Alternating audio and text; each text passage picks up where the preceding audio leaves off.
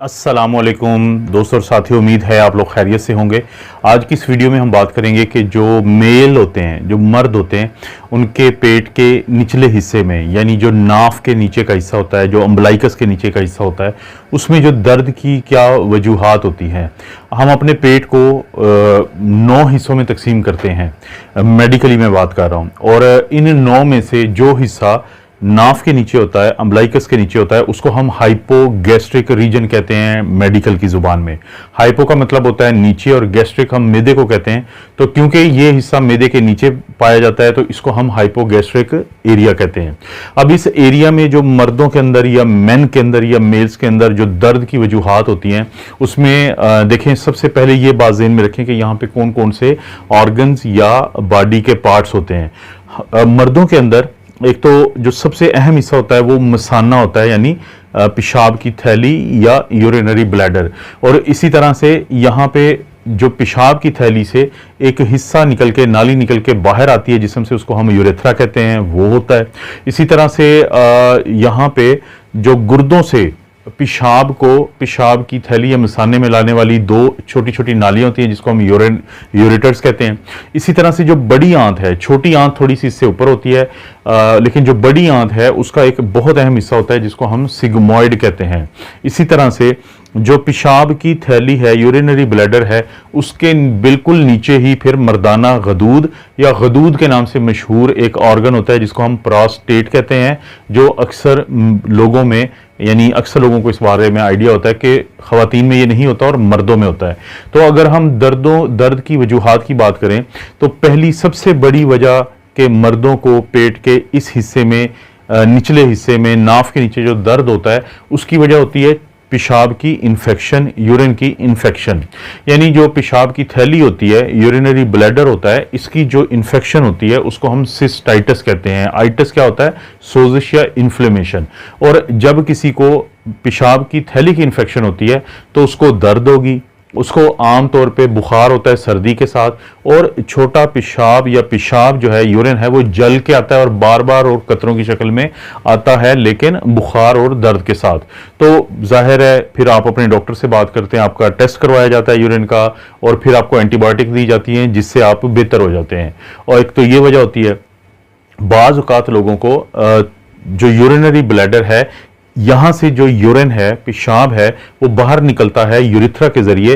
तो urinary bladder से जहां से यूरिथ्रा स्टार्ट होता है, तो बाज लोगों में वहां पे आके एक छोटी सी पत्थरी जो गुर्दे में बनती है, जिसको रीनल स्टोन कहते हैं, किडनी स्टोन कहते हैं, वो फंस जाती है। जब वो फंसती है तो पीछे जो पेशाब है वो इकट्ठा होना शुरू हो जाता है, उसका प्रेशर पड़ता है और साथ ही इन्फेक्शन भी शुरू हो जाती है बहुत सारे लोगों में। तो ना सिर्फ दर्द होता है बल्कि बहुत ज्यादा दबाव होता है, पेशाब को निकालने में तकलीफ होती है, और जब अल्ट्रासाउंड किया जाता है तो पता चलता है कि वहां पे तो स्टोन पड़ा है, और फिर उसको निकाला जाता है एक कैमरे की मदद से।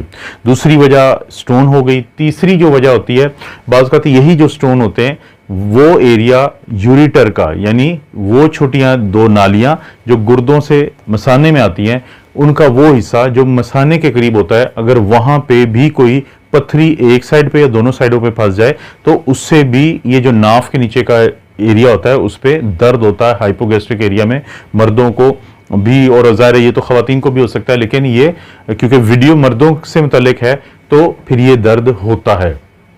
इसके अलावा जो प्रोस्टेट, जो ख़वातीन में नहीं होता लेकिन मर्दों में जो गदूद होता है, बाज़ औक़ात इसकी सोजिश हो जाती है। इसकी सोजिश को हम कहते हैं प्रोस्टेटाइटिस। जैसे कि मैं पहले भी बता चुका हूँ, आइटिस कहीं पे भी आएगा, इसका मतलब होगा कि सोजिश या इन्फ्लेमेशन।